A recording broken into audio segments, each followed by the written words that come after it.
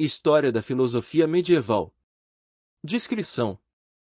A história da filosofia medieval, conhecimento imprescindível para entender o mundo moderno e, em particular, de sua ordem jurídico-política liberal. Propósito. Entender o sentido da filosofia medieval, para fins de conhecimento da via moderna do nominalismo e da gênese do direito das gentes, é importante para sua formação, pois lhe permitirá entender o arcabouço teórico do direito e da política modernos. Preparação. Antes de iniciar o estudo deste tema, é importante ter à mão um bom dicionário de teoria política ou mesmo de filosofia. Sugerimos o Dicionário de Filosofia, de Abibagnano, e o Dicionário de Política, de Bobbio, Mateucci e Pasquino, ambos disponíveis virtualmente. Objetivos. Módulo 1. Definir os conceitos de cidade e justiça em Santo Agostinho. Módulo 2. Reconhecer as características das virtudes morais cardeais, segundo Santo Tomás de Aquino. Módulo 3. Distinguir a novidade na concepção de lei no nominalismo e na escola ibérica em relação aos pensamentos agostiniano e tomista. Introdução. Estamos iniciando um percurso que nos levará aos elementos fundamentais da história da filosofia medieval. Primeiro, entenderemos esse conceito, que consistiu em um diálogo entre a fé religiosa e a razão grega. Em seguida, veremos suas etapas e seus principais expoentes. A patrística, com Santo Agostinho de Hipona, 354 d.C. 430 d.C. O termo é uma homenagem a líderes cristãos cuja literatura floresceu a partir do ano 95 d.C. e que foram considerados os pais da Igreja. Também se refere à filosofia cristã daqueles primeiros séculos, mesmo quando não escrita por líderes religiosos. Polesi, 2014. A escolástica, com Santo Tomás de Aquino, de 1225 a 1274. No estágio final, de transição para a filosofia moderna, com o nominalismo, de Guilherme de Ockham, de 1285 a 1349, e a escolástica ibérica, de Francisco de Vitória, de 1483 a 1546, em Salamanca, e Francisco Soares, de 1548 a 1617, em Coimbra. A razão filosófica foi se tornando cada vez mais independente da revelação bíblica. Nosso interesse será, sobretudo, a filosofia prática, moral e política como foram compreendidos nestas três etapas, pelos principais expositores, os conceitos de sociedade, justiça, razão prática, princípios morais, virtudes, comunidade política e lei. O entendimento dessas questões também requer a indicação de algumas noções fundamentais da filosofia do ser, metafísica, e da filosofia do conhecimento dos autores estudados. Veremos, ainda, como se passou de uma concepção a outra, nesta ordem. Concepção mais estritamente teológica da moral, do direito e da política, a da patrística em geral e de Agostinho em particular, baseada no platonismo e na Bíblia, em que Deus era o centro das reflexões. Concepção mais estritamente filosófico-metafísica, a da escolástica em geral e de Tomás em particular, baseada no aristotelismo e na Bíblia, em que a essência ou razão das coisas passou a ocupar um lugar decisivo.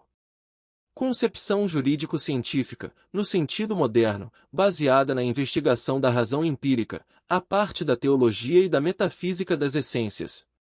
Módulo 1. Definir os conceitos de cidade e justiça em Santo Agostinho. Conceito de filosofia medieval. Antes de iniciar a exposição sobre o Santo Agostinho e a patrística, precisamos entender o sentido fundamental da filosofia medieval. Antes, um breve aviso: a filosofia medieval não foi apenas aquela pensada pelos intelectuais cristãos. Também houve filosofia medieval entre os pensadores judeus e muçulmanos. As três correntes, contudo, tiveram a mesma estrutura intelectual, a de um diálogo entre a respectiva escritura sagrada e o pensamento grego platônico, neoplatônico e aristotélico. A Bíblia, no caso dos cristãos. A Tanakh ou Antigo Testamento, no caso dos judeus. O Alcorão, no caso dos muçulmanos. Do ponto de vista da história da filosofia, entretanto, foi a corrente cristã que, levando as outras duas como afluentes, conectou a fonte do pensamento antigo ao oceano da modernidade filosófica.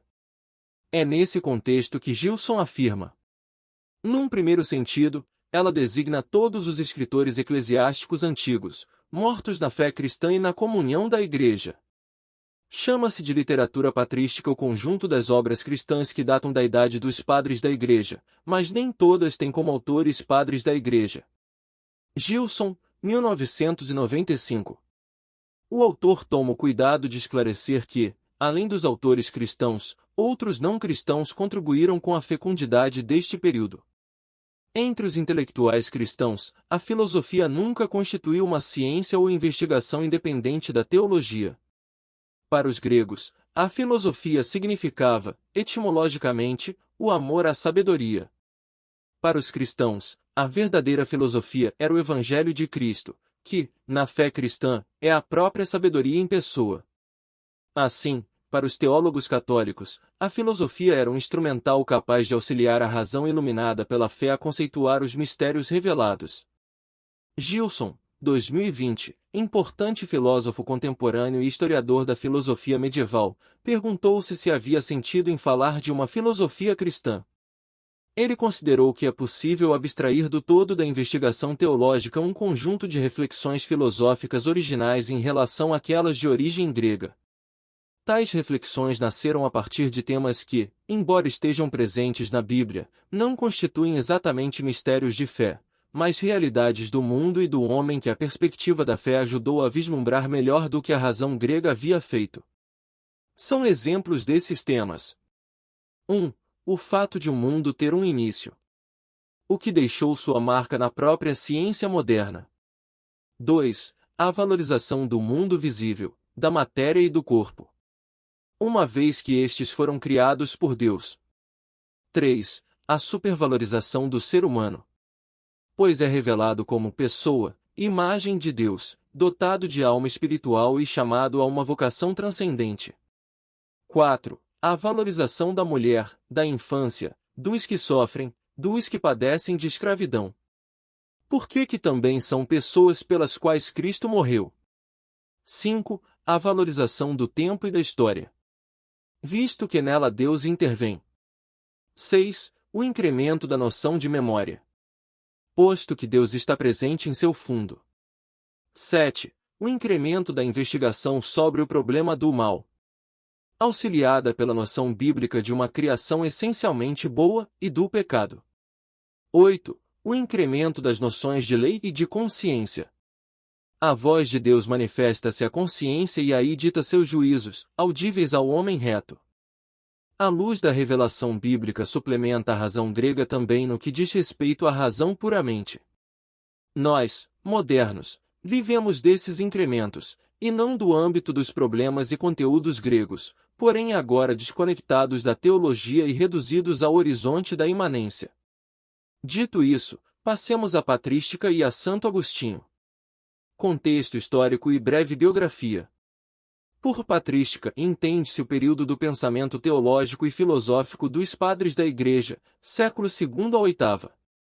Padres, aqui, não são os presbíteros ou sacerdotes católicos, mas os pais dos dogmas católicos, que uniram a revelação de Cristo e dos apóstolos ao pensamento grego racional, cunhando, em disputa com as heresias nos primeiros concílios ecumênicos, os artigos fundamentais da fé católica, como a divindade de Cristo ou a trindade de pessoas divinas.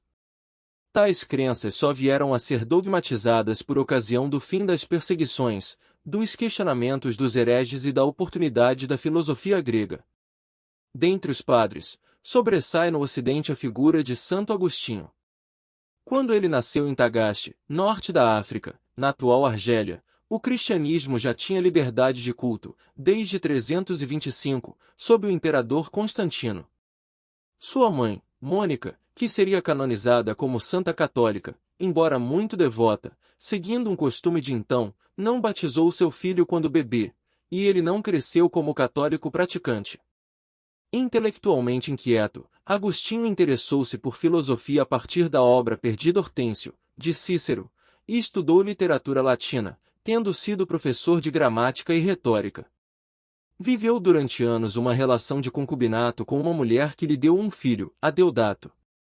Aderiu à seita maniqueísta, mas, estudando o neoplatonismo de Plotino, 205 d.C. 270 d.C., descobriu a realidade do espírito e abandonou o maniqueísmo.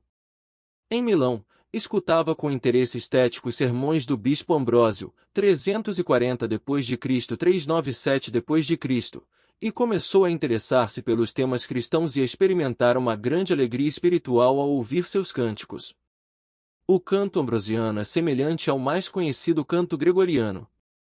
Enfim, converteu-se ao catolicismo, abandonou o concubinato, iniciou uma comunidade de monges para dedicar-se à filosofia, mas teve de voltar à África, onde tornou-se padre católico e, depois, bispo da cidade de Hipona. A essa altura, as invasões bárbaras implodiam o decadente Império Romano e os pagãos remanescentes culpavam o cristianismo, com sua pregação do amor como causa da fraqueza de Roma. Agostinho, então, respondeu a esses ataques com sua obra principal, A Cidade de Deus. A Cidade de Deus e a Justiça. Em A Cidade de Deus, Agostinho, 2006, defende que uma sociedade se forma a partir do amor de vários indivíduos pelo mesmo objeto. Ele exemplifica com os espetáculos. Os espectadores ignoram-se mutuamente, mas, ao admirarem a performance do ator, também passam a nutrir simpatia uns pelos outros. Atualmente, poderíamos ver algo semelhante nas competições esportivas. Uma torcida de futebol, formada por pessoas que não se conhecem, estabelecem um vínculo de simpatia por causa do time que as empolga. Essa tese agostiniana vai ao encontro da tese de Aristóteles, segundo o qual a polis é o âmbito dos amigos, dos que amam e odeiam as mesmas coisas. E contrapõe-se à teoria moderna de Hobbes, do contrato social, que considera que o Estado nasce como um pacto para cessar a luta de todos contra todos, para nos protegermos dos vizinhos, e não dos inimigos externos. Cidade é o conjunto de homens unidos pelo amor comum a certo objeto. E haveria fundamentalmente duas cidades. A cidade de Deus, unida pelo amor divino e que dirige sua existência temporal à glória de Deus. A cidade dos homens, unida pelo amor às coisas temporais, de costas para Deus. É por isso que Agostinho preocupou-se com a arte de governar, pois, para ele, a política deve contemplar o homem em sua plenitude constituída de corpo e de alma. Portanto, não haverá política verdadeira se esta não estiver ligada a Deus. Nesse contexto, dirigia-se aos que pretendiam governar a cidade dos homens para que não se esquecessem desse princípio e, assim, fizessem da cidade terrena uma antecipação da cidade de Deus, a pátria celestial.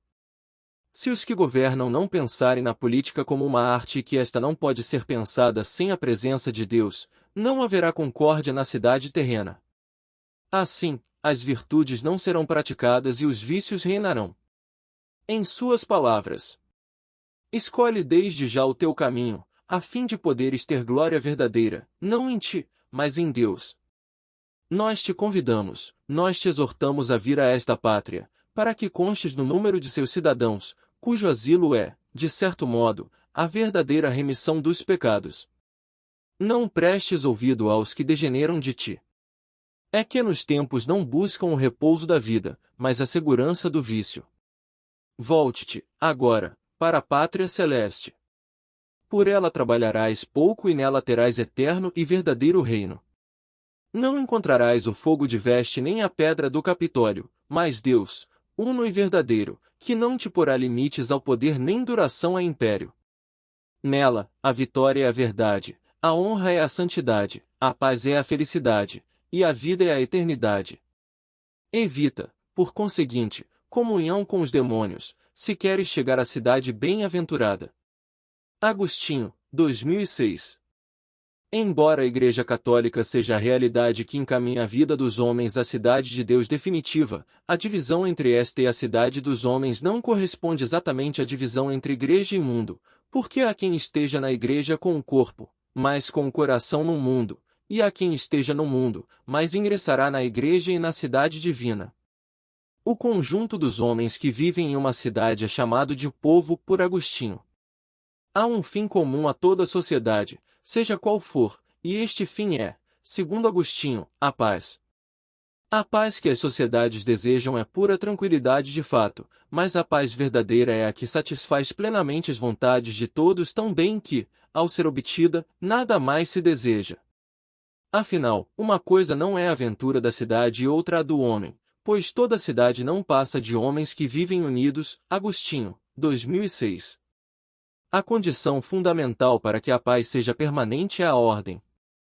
Para que um conjunto de partes concorde na busca de um mesmo fim, é preciso que cada qual esteja em seu lugar e desempenhe sua própria função corretamente. Assim, a paz do corpo é o equilíbrio bem ordenado dos apetites ou das paixões. A paz da alma racional é o acordo entre o conhecimento e a vontade. A paz doméstica é a concórdia dos moradores da mesma habitação quanto ao comando e à obediência. A paz da cidade é a concórdia da família estendida a todos os cidadãos. A paz da cidade cristã é uma sociedade ordenada de homens que amam a Deus e se amam mutuamente em Deus. A paz, em tudo, é a tranquilidade da ordem, o bem soberano, assim como define o teólogo. Na paz final, entretanto, que deve ser a meta da justiça que tratamos de adquirir aqui na terra, como a natureza estará dotada de imortalidade, de incorrupção, carecerá de vícios, e não sentiremos nenhuma resistência interior ou exterior. Não será necessário a razão mandar nas paixões, pois não existirão. Tal estado será eterno, e estaremos certos de sua eternidade. Por isso, na paz dessa felicidade e na felicidade dessa paz, consistirá o soberano bem. Agostinho, 2006. Obviamente, Agostinho considera a paz da cidade dos homens uma paz aparente, uma desordem. Por essa razão, ainda que seus ensinamentos expressem a transitoriedade da cidade terrena e a definitiva paz na cidade celestial, ele chamava a atenção daqueles que não praticavam as virtudes. Assim, promoviam os vícios que desqualificam os sentidos da política terrena, conforme destaca o trecho a seguir. Depois, os senadores começaram a submeter o povo ao jugo da escravidão, a dispor, à moda dos reis, da posse e da vida, a proibir-lhe a entrada no campo e a governar sozinhos o império, sem para nada contar com os demais. Oprimido por semelhantes serviços, e de modo especial, pela usura, suportando, entre guerras contínuas, tributos e, ao mesmo tempo, encargos militares, o povo instala-se nos montes sagrado e aventio e consegue que lhe deem tributos da plebe e outras garantias legais. A Segunda Guerra Púnica pôs fim às discórdias e pendências entre ambas as partes. Agostinho, 2006. A justiça é a virtude que realiza a ordem, que dá a cada um o que é devido, subordina o inferior ao superior, mantém a igualdade entre coisas iguais e dá a cada um o que lhe pertence. A justiça deriva da lei eterna, que nos ordena conservar a ordem e impedir que ela seja perturbada. Essa lei imutável ilumina nossa consciência moral como a luz do Mestre interior, que é Cristo, o Verbo que ilumina todo o homem, ilumina nossa inteligência. Assim, também há em nós uma lei, chamada lei natural, que é como a transcrição da lei eterna ou divina em nossa alma. A exigência fundamental da lei é que tudo esteja ordenado. E é a justiça que estabelece no homem a ordem pela qual o corpo submete-se à alma e essa a Deus, como declara Agostinho. Das coisas temporais devemos usar, não gozar, para merecermos gozar as eternas. Não como os perversos, que querem gozar do dinheiro e usar de Deus, porque não gastam o dinheiro por amor a Deus, mas prestar culto a Deus por causa do dinheiro. Agostinho, 2006. Porém, apenas Deus pode dar ao homem a virtude da justiça e as demais virtudes. Nos termos do teólogo, a verdadeira virtude consiste, portanto, em fazer bom uso dos bens e males e em referir tudo ao fim último, que nos porá na posse da perfeita e incomparável paz. Agostinho, 2006. Uma das maiores batalhas intelectuais de Santo Agostinho foi contra Pelágio, 360 d.C. 420 d.C., que defendia que o homem poderia ser justo com seus próprios recursos, sua própria força. Módulo 2. Reconhecer as características das virtudes morais cardeais segundo Santo Tomás de Aquino. Contexto histórico. Santo Tomás de Aquino é o maior expoente do período escolástico da teologia e filosofia católica, cujo nome deriva das escolas monásticas ou catedralícias, nas quais eram ensinadas a teologia e as artes liberais. Trivium. Artes da linguagem, gramática, retórica e lógica. Quadrivium. Artes das relações numéricas, aritmética, geometria, astronomia, música. O período escolástico teve início a partir do século IX, quando Alcuino, 735 d.C. 804 d.C., promoveu a reforma carolíngia no âmbito educacional, que foi impulsionada pelo imperador Carlos Magno, 742 DC 814 d.C., do recém-criado Sacro Império Franco-Romanol, após a chamada Idade das Trevas, provocada pelas invasões bárbaras e pela queda do Império Romano, séculos V a VIII. O método da escolástica madura era disputativo, que consistia em um embate dialético de opiniões contrárias e favoráveis a determinada tese. Ele foi inaugurado por Pedro Abelardo, de 1079 a 1142, no século XII, iniciando-se a Era das Grandes Sumas. As sumas buscavam compendiar todo o saber teológico e filosófico, reunindo as teses dos padres da Igreja e dos filósofos, confrontando-as entre si e com a Bíblia, e buscando a melhor solução para os problemas filosóficos e teológicos. À época de Aquino, já haviam sido fundadas as primeiras universidades do Ocidente, a Igreja havia atingido o auge de seu poder temporal, quando reinava o Papa Inocêncio III, de 1161 a 1216, e começava a se mundanizar, com o apego dos eclesiásticos à riqueza e ao luxo. Foi quando surgiram as ordens mendicantes dos Irmãos Menores, ou franciscanos, de São Francisco de Assis, de 1182 a 1226, e dos Pregadores, de São Domingos de Gusmão, de 1170 a 1221, para pregar a pobreza como ideal de vida cristã. Também nesse momento, o Sacro Império, que havia passado das mãos dos francos à mão dos germanos, tinha Frederico II, de 1194 a 1250, à frente, talvez o imperador no qual podemos identificar as primeiras aspirações absolutistas, no auge da Idade Média. Ele havia iniciado a caçada violenta aos cátaros e tinha conseguido da Igreja autorização para a Inquisição. Tomás de Aquino, frade da Ordem dos Pregadores, ensinava em Paris, e os livros da ética e da metafísica aristotélicas começaram a circular na Europa cristã. Até então, era fundamentalmente adepta da obra lógica conhecida de Aristóteles, a partir das traduções e interpretações dos árabes, que haviam entrado em contato com a tradição filosófica grega por meio dos cristãos da Síria. Essas interpretações questionavam a visão cristã do mundo, porque Aristóteles era apresentado como alguém que, por exemplo, negaria a criação do mundo ao afirmá-lo como eterno. Santo Tomás solicitou traduções diretas do grego ao latim e pôs-se a comentar Aristóteles, a quem chamava o filósofo, contrapondo às interpretações árabes um entendimento de Aristóteles compatível com a verdade revelada do cristianismo. Assim, o Akinati defende que, sem o conhecimento revelado do início temporal do mundo no livro de Gênesis, poderíamos dizer que o mundo foi criado desde toda a eternidade, porque o essencial na criação é ter um princípio ontológico, de origem causal do ser, e não um princípio cronológico, de início temporal do ser. Ética da lei natural e das virtudes.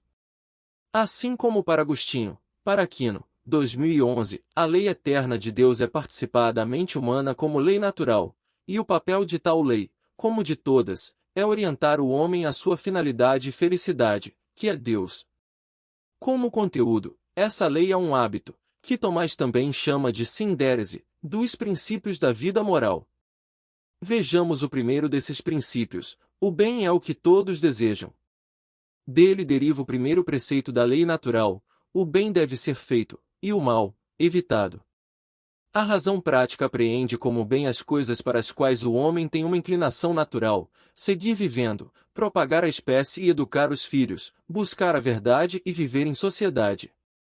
A virtude é definida por Aquino, 2011, como uma boa qualidade da mente pela que se vive retamente, da qual ninguém usa mal, produzida por Deus em nós sem intervenção nossa. Em sentido lato, virtudes são aquelas humanas, que destinam-se aos fins da razão humana e que podem ser obtidas pela reiteração dos atos. Contudo, para Santo Tomás de Aquino a virtude em sentido próprio é a infusa, inseparável da virtude teologal da caridade, com a qual Deus incrementa as virtudes humanas ou cardeais, prudência, justiça, fortaleza e temperança, para o cumprimento do fim último e sobrenatural da vida humana, que é o próprio Deus. Vejamos um pouco sobre cada virtude cardeal, pois esse é um conhecimento filosófico de grande densidade existencial. Prudência. Esta é a virtude pela qual o homem aplica os princípios da sindérese, hábito, ou lei natural à situação concreta. Por ela, conhecendo a verdade dos princípios e da situação, o homem atua com justiça. O querer e o agir devem ser conformes à verdade. A prudência não se refere ao fim último, mas às vias que a ele conduzem, isto é, ela não decide o que é a felicidade, mas apenas como chegar lá. A unidade viva de sindérese e prudência é o que chamamos de consciência. Figura 7. Prudência, Piero del Polaiolo, 1469. A prudência cognoscitiva e imperativa apreende a realidade para, depois, ordenar o querer e o agir. O essencial na prudência é que o saber da realidade transforme-se em império prudente, e este, em ação boa. Sem a vontade do bem em geral, o esforço por descobrir o prudente e o bom aqui e agora seria ilusório e vão. Figura 8. Justiça, Piero del Polaiolo, 1469. Justiça. Esta é a constante e perpétua vontade de dar a cada um o seu direito. A matéria da justiça é a operação exterior, enquanto esta, ou a coisa que por ela usamos, é proporcionada a outra persona, a qual estamos ordenados pela justiça. A justiça legal é a mais preclara, notável, entre todas as virtudes morais, na medida em que o bem comum é preeminente sobre o bem singular de uma pessoa considerada individualmente. A justiça particular também sobressai entre as outras virtudes morais por duas razões. A primeira se toma pelo sujeito, porque se acha na parte mais nobre da alma, na vontade. A segunda razão deriva de parte do objeto, porque o justo comporta-se bem a respeito de outro, e, assim, a justiça é, de certo modo, um bem de outro. Fortaleza. Sua essência não é se expor a qualquer risco, mas entregar-se, de maneira razoável, ao verdadeiro valor do real. A autêntica fortaleza supõe uma valoração justa das coisas, tanto das que se arrisca como das que se espera proteger ou ganhar. O bem do homem é a realização de si conforme a razão, e o bem da razão vem da prudência. A justiça quer realizar esse bem. A fortaleza e a temperança o conservam, com primazia da fortaleza. Figura 9. Fortaleza, Piero del Polaiolo, 1469. Sem a coisa justa, não há fortaleza, a coisa é o que decide, e não o dano que se possa sofrer. Ser forte não é o mesmo que não ter medo, a fortaleza supõe o medo do homem ao mal, e sua essência é não deixar que o medo a force ao mal ou a impeça de realizar o bem. O mais próprio da fortaleza é a resistência e a paciência, e não o ataque, pois o mundo real é de tal forma, que só o caso de extrema gravidade exige a mais profunda força anímica do homem. Figura 10. Temperança, por Piero del Polaiolo, 1469. Temperança. O sentido da temperança é realizar a ordem no interior do homem, com absoluta ausência de egoísmo. Dela brota a tranquilidade do espírito. A tendência natural ao prazer sensível que se obtém na comida, na bebida e no deleite sexual manifesta as forças naturais mais potentes que atuam na conservação do homem. Essas energias vitais, que se puseram no ser para conservar no indivíduo e na espécie a natureza, dão as três formas originais do prazer e destroem a ordem interior quando se desordenam. Disso resulta que as funções mais específicas da temperança sejam a abstinência e a castidade, ordenação do comer, do beber e da sexualidade segundo a razão. Quando a exigência natural do homem de vingar uma injustiça desemboca em desatada cólera, é destruído o que deveria ser edificado à base de mansidão e doçura. Inclusive a natural ânsia de conhecer pode degenerar, sem temperança, em ansiedade ou em mania patológica. Santo Tomás de Aquino chama essa depravação de curiosidade e a temperança que a modera, de estudiosidade. Castidade, sobriedade, humildade e mansidão, junto com a estudiosidade, são formas da temperança. Luxúria, desenfreio, soberba e uma cólera irracional, junto com a curiosidade, são formas da destemperança. Política. Para Aquino, 2011, o homem é um animal sociável e político, desprovido de instrumentos que lhe garantam automaticamente a sobrevivência, mas dotado de razão para buscar os meios da existência. Ele não pode, sozinho, encontrar tudo o que necessita. Portanto, a vida social lhe é natural. Ao contrário, a filosofia política de Thomas Hobbes, de 1588 a 1679, afirma que o indivíduo, no estado de natureza, é o lobo do homem, e o Estado é um artifício, o Leviatã que, por meio da força, impõe a paz. Se o homem não pode viver sua vida a não ser em sociedade, é preciso sobrepor o bem comum de todos aos bens particulares. A política é a arte de dirigir a multidão à consecução do bem comum, e não meramente um jogo de luta pelo poder, para a qual é imprescindível a presença de um governante que saiba harmonizar os interesses presentes na sociedade, subordinando-os aos interesses mais gerais. Figura 11. A política de São Tomás de Aquino, Carlo Crivelli, 1476. Quando o governante busca seu bem privado, o governo é injusto e perverso, implicando tirania, governo injusto de um só. Oligarquia, governo injusto de alguns poucos ricos. Democracia, governo injusto de muitos. Os governos justos são politia, governo da multidão. Aristocracia, governo de poucos, porém virtuosos, os melhores. Realeza ou monarquia, o governo de um só, o rei. A princípio, Tomás de Aquino diz preferir o governo do rei para realizar o objetivo primordial da sociedade, que é a unidade da paz, precisamente porque considera que um só tem mais condições de evitar o conflito. Depois, no entanto, Aquino, 2016, inclina-se a um governo misto, que combina os três regimes justos. Em suas palavras, esta é a organização política mais perfeita, bem mesclada do reino, enquanto um preside, da aristocracia, enquanto muitos exercem o principado segundo a virtude, e da democracia, isto é, do poder do povo, porque dentre os populares podem ser eleitos os príncipes, e ao povo pertence a eleição dos príncipes. Aquino, 2016.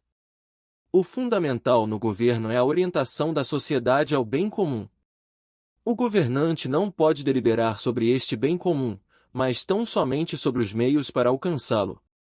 Nesse sentido, Tomás de Aquino não veria com bons olhos uma democracia que se entendesse, não como método que faz a multidão participar da eleição dos meios ou das estratégias políticas, mas como o fim do próprio processo político.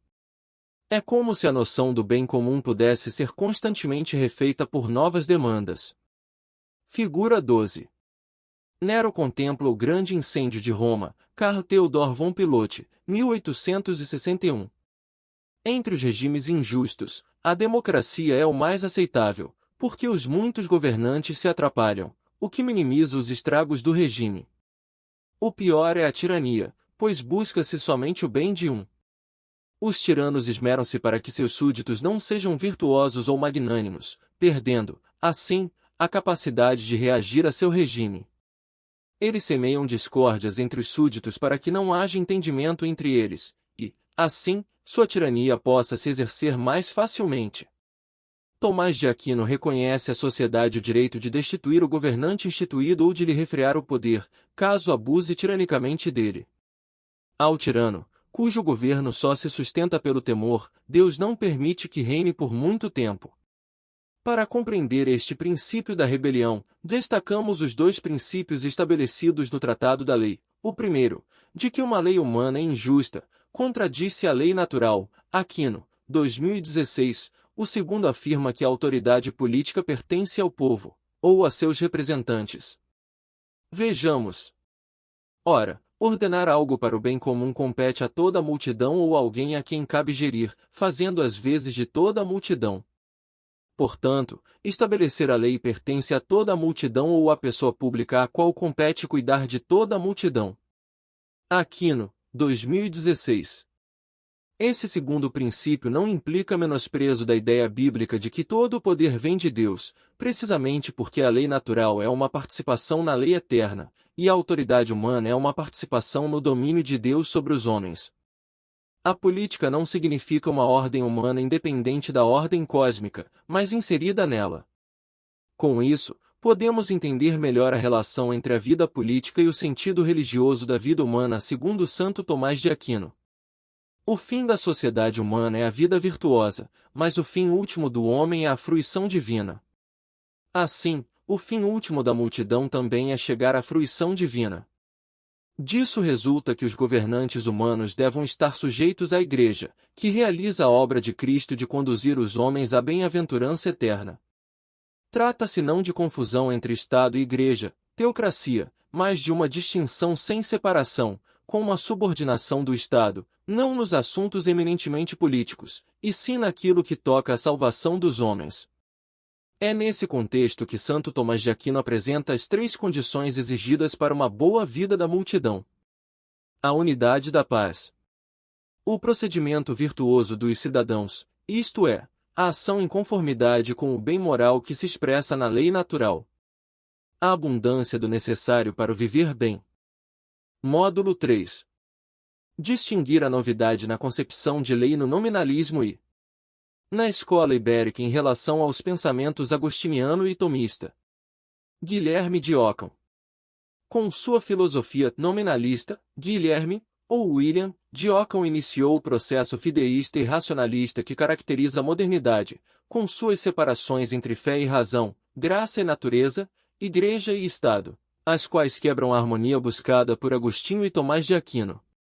Ockham ensinou em Oxford, onde a investigação filosófica pendeu para o conhecimento empírico da natureza, com as pesquisas de Roberto de Grosseteste sobre a natureza da luz e as intuições de Roger Bacon sobre o que seria posteriormente o método científico moderno. Nominalismo metafísico teológico e epistemológico. No ambiente mais científico, em nosso atual sentido, e menos especulativo, Ockham, Marcondes, 2016, considerou que a razão não poderia conhecer com certeza a transcendência e unicidade de Deus, a imortalidade da alma, tampouco existiria uma lei moral natural. Deus, a alma e os deveres morais seriam assuntos exclusivos da revelação. Aos poucos, a teologia e a filosofia de ciência tornaram-se estranhas. Sem assunto, a revelação sobrenatural não seria mais o suplemento de uma busca natural pelo Criador, pela vida eterna e pelo bem. E não faria mais sentido falar de preâmbulos da fé, os pontos máximos da filosofia metafísica ou teologia natural, que tangenciam os problemas da fé revelada. Essa separação foi a base sobre a qual apoiaram-se Lutero, de 1483 a 1546, e a Reforma Protestante, de sabor fideísta, e Descartes, de 1596 a 1650, e sua filosofia, de sabor racionalista. Como, exatamente, Ockham impulsionou esse processo? O fideísmo e o racionalismo são do mesmo gênero, dá para explicar um pelo outro e o outro pelo primeiro. Ockham coloca Deus tão acima da razão humana que a exclui de si mesma. De outra parte, ele minimiza de tal modo o poder metafísico da razão, que esta necessariamente não alcançará o que é propriamente espiritual e divino, que ficarão a cargo de uma fé desarrazoada. A onipotência, e não mais a inteligência ou o logos, torna-se o atributo divino por excelência.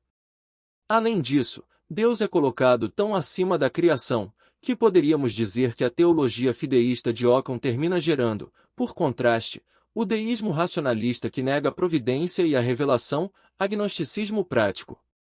Trata-se de uma onipotência suprarracional, pois Ockham considera que Deus não poderia se submeter nem mesmo às chamadas ideias eternas, pois seria uma espécie de constrangimento para a liberdade divina.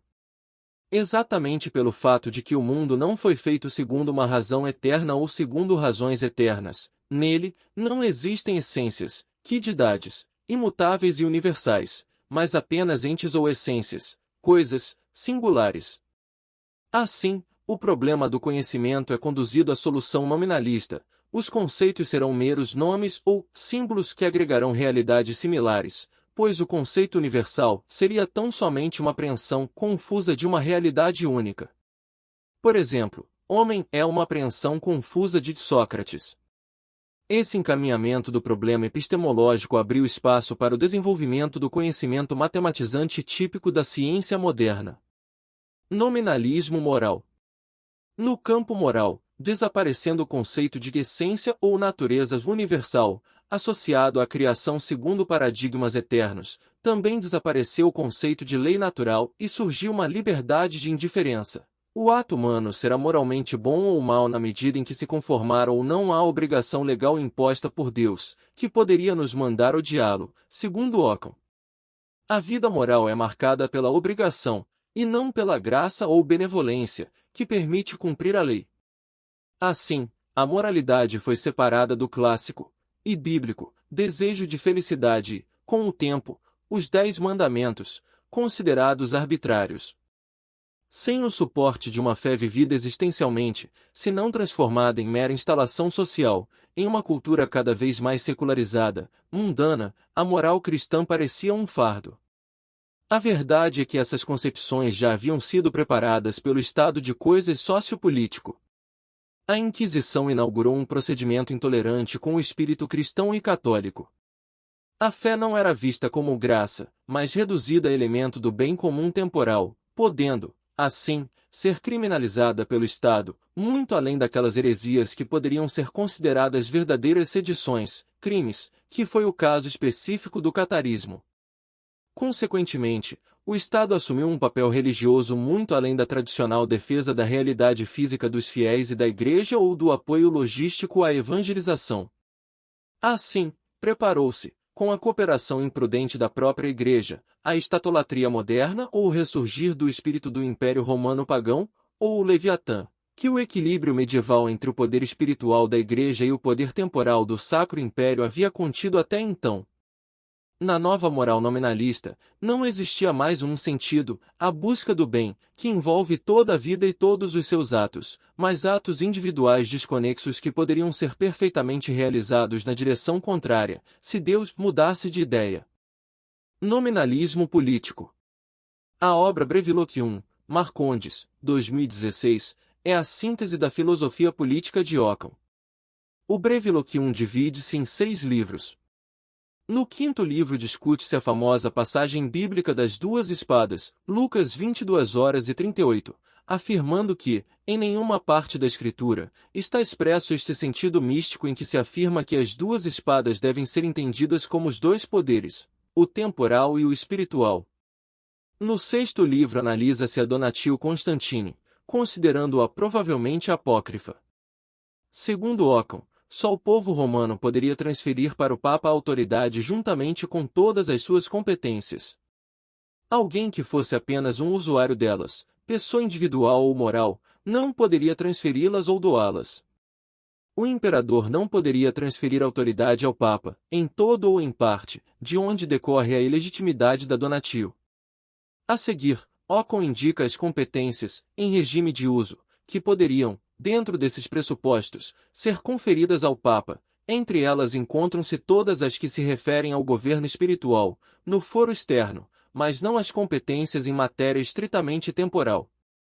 Estão sujeitas ao Papa todas as coisas que visam ao culto de Deus e à estabilidade dos cristãos. Como a donatio teria sido uma concessão de Constantino, movida por sua devoção e fidelidade ao Papa Silvestre, os infiéis ainda poderiam ter um verdadeiro império ou poder temporal, uma verdadeira jurisdição temporal e uma verdadeira potestade, supremacia, da espada material. A autoridade papal é puramente espiritual e religiosa, ainda que também tem algum poder temporal sobre determinados bens físicos ou materiais com vistas ao fim espiritual, e na medida em que é necessário para o cumprimento de sua missão de salvação. Porém, esse poder temporal é de origem humana, e seu uso foi transferido ao Papa pelo imperador. O imperador, por sua vez, recebeu o poder do povo romano e somente pode transmiti-lo dentro das limitações do mandato recebido. Portanto, Ockham não impugna a instituição divina do papado nem seu direito a reger os assuntos espirituais conforme a lei divino positivo e o direito natural, como ele o entende, mas opõe-se vigorosamente às pretensões da cúria, corte papal, de intervir nos assuntos temporais no Imperium. Ele preconiza coordenação e cooperação de ambas as potestades. Escolas de Salamanca e Coimbra e o Direito das Gentes.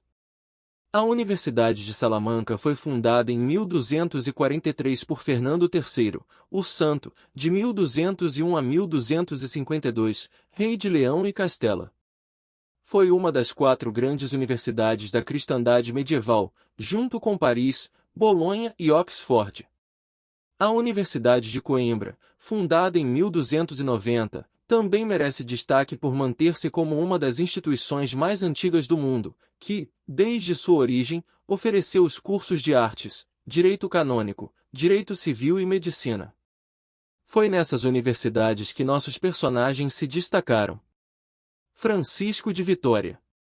Francisco de Vitória, de 1483 a 1546, estudou em Paris, dedicando-se especialmente ao estudo da antropologia tomista. Foi um grande mestre universitário e criador de uma escola filosófico-teológica que teria influência decisiva na Espanha e na América. Suas obras de Potestate Civili, de Indice e de Iure Belli expressam seu pensamento sobre a origem da autoridade civil, os títulos legítimos e ilegítimos dos espanhóis para conquistar a América, e o direito à guerra contra os nativos do novo continente. Um ponto que deve chamar nossa atenção é o seguinte. Na sua elaboração das relações de poder e de radicação do poder civil do soberano, é visível a ruptura de Vitória com a escolástica medieval, que defendia a origem divina do poder civil e, por isso, postulava a supremacia papal em assuntos temporais, estabelecendo que o poder civil do príncipe não tinha origem em Deus, mas através da eleição do Estado. Santos, 2016. Não há lugar para o anarquismo, nem existe nada de definitivo sobre as formas concretas de organização política. Todos os povos podem escolher para si mesmos a forma de governo que consideram idoneia. Toda república pode ser castigada pelo pecado do rei, segundo o princípio de solidariedade entre o governante e os governados, que são corresponsáveis pelas culpas do governante. Sobre a justificativa da guerra, Vitória aplica os critérios do mal menor e do bem possível. Isto é, nenhuma guerra é justa caso verifique-se que se sustenta às custas de um mal maior do que o bem e a utilidade da república, por mais que sobrem razões para uma guerra justa. Vitória criou o direito das gentes, e o gentium, precursor de nosso direito internacional, que justifica, sobre a base da solidariedade internacional dos povos, e não sobre o direito natural, como concebido classicamente por Agostinho e Tomás de Aquino, uma espécie de fraternidade universal dos homens entre si. Sobre a conquista espanhola, Vitória estabeleceu sua conhecida relação de 7 títulos ilegítimos e de 8 títulos legítimos. Os 7 títulos ilegítimos são: o imperador é senhor do mundo. A autoridade é do romano pontífice, que doou as Índias aos espanhóis. O direito provém do descobrimento. Os índios se obstinam em não receber a fé de Cristo, apesar de lhes ter sido proposta e os terem exortado com insistência. Os pecados são dos próprios bárbaros, alguns contra a natura, contra a natureza. A escolha é voluntária por parte dos nativos. Há uma especial doação por parte de Deus, como ocorreu no caso dos israelitas quanto à sua terra prometida. Os 8 títulos legítimos são: os espanhóis têm direito a percorrer as terras americanas sem serem molestados e sem receber dano. A religião cristã pode ser propagada naquelas terras. No caso de os índios aceitarem espontaneamente a fé católica, não haveria o direito a declarar guerra contra eles nem de ocupar suas terras. Os nativos que se converteram à fé católica devem ser protegidos contra as perseguições de seus próprios reis, ainda pagãos. Se boa parte dos nativos tivesse se convertido à fé católica, o Papa poderia, com causa justa, impor-lhes um príncipe cristão e destituir o príncipe infiel. Cabe à tirania de seus próprios senhores ou às leis desumanas que estes promulgam. A escolha por parte dos nativos deve ser verdadeira e voluntária. Essa escolha vale por razão de amizade ou aliança. Pela pouca civilização e polícias dos nativos, poderia ser imposto a eles um príncipe cristão, este lhe parece um título duvidoso. Francisco Soares. Para Francisco Soares, de 1548 a 1617, a lei natural é uma verdadeira e autêntica lei divina e seu legislador é Deus. Em Deus, suponha um juízo que Deus mesmo emite a respeito da conveniência ou inconveniência de tais atos e a vontade de obrigar os homens a cumprir o que dita a reta razão. Essa vontade supõe um juízo a respeito da malícia, por exemplo, da mentira ou de coisas semelhantes. Entretanto, a autêntica proibição ou obrigação do preceito não surge em virtude do mero juízo, uma vez que não se pode entender isso independentemente da vontade. A lei natural, portanto, não se limita a manifestar a desconformidade natural de tal ato ou objeto com a natureza racional, mas também é um signo da vontade divina que o proíbe. Para Soares, no ato humano existe um tipo de bondade ou malícia em função do objeto em si mesmo considerado, segundo esteja ou não de acordo com a reta razão.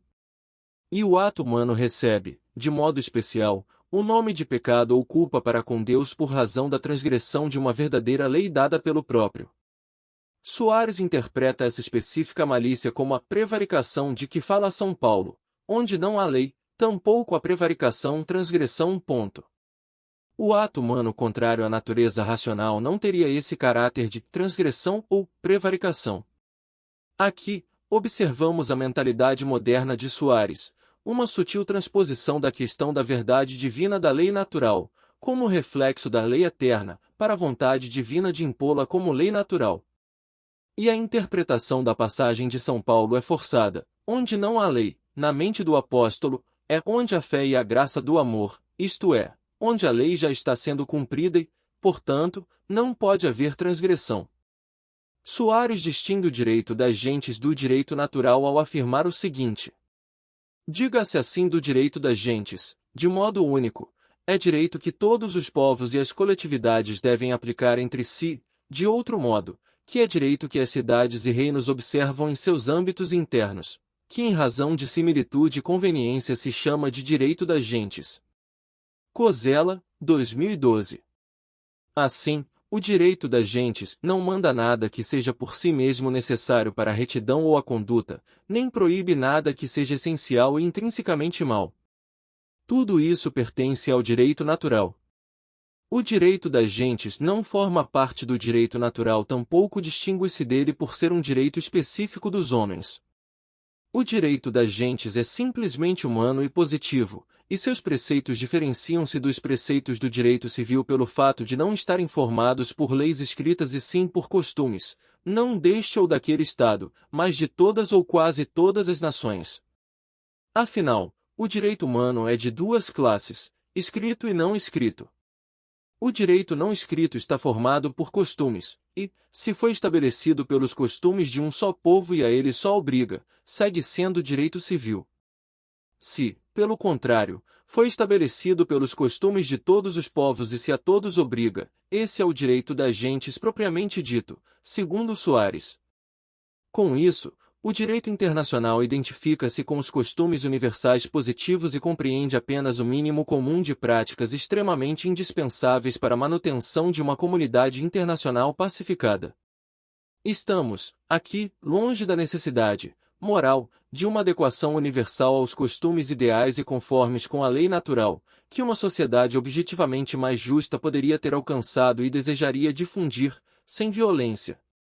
Portanto, estamos na origem de certo relativismo ético-político, já que o indispensável são apenas os costumes universais de fato, e não aqueles de direito natural, entenda-se, na concepção pré-moderna. Conclusão. Considerações finais. As éticas agostiniana e tomasiana, como fundamentação do agir formalmente ético, são inseparáveis da moral, como conteúdo concreto em que a forma da ética se realiza. De outra parte, ética e moral têm uma fundamentação metafísica, pois estão ancoradas no próprio ser da pessoa humana, em sua natureza ou essência, naquilo que a tradição clássica chamou de lei moral natural. E a lei natural tem uma fundamentação teológica, é o reflexo em nossa consciência da lei eterna divina. Aqui, a palavra natureza tem o sentido clássico anterior à separação entre natureza e espírito, ou natureza e história, ou natureza e cultura.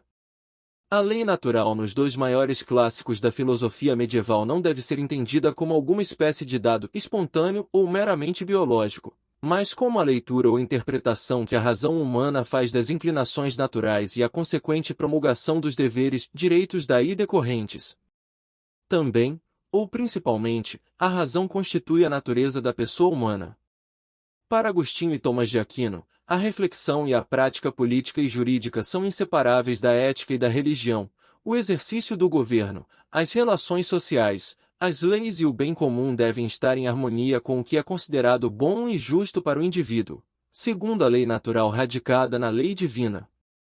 Com Ockham, ocorre uma separação entre as obrigações morais e a lei divina, e a ética pende, agora, do conceito de obrigação.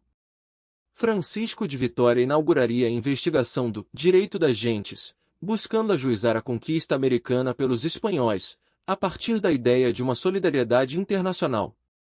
E Francisco Soares separaria a lei natural do conceito de transgressão ou pecado, e entenderia o direito das gentes como um mínimo de costumes internacionais comuns. Com isso, todo o arcabouço jurídico-político moderno já está montado para ser edificado.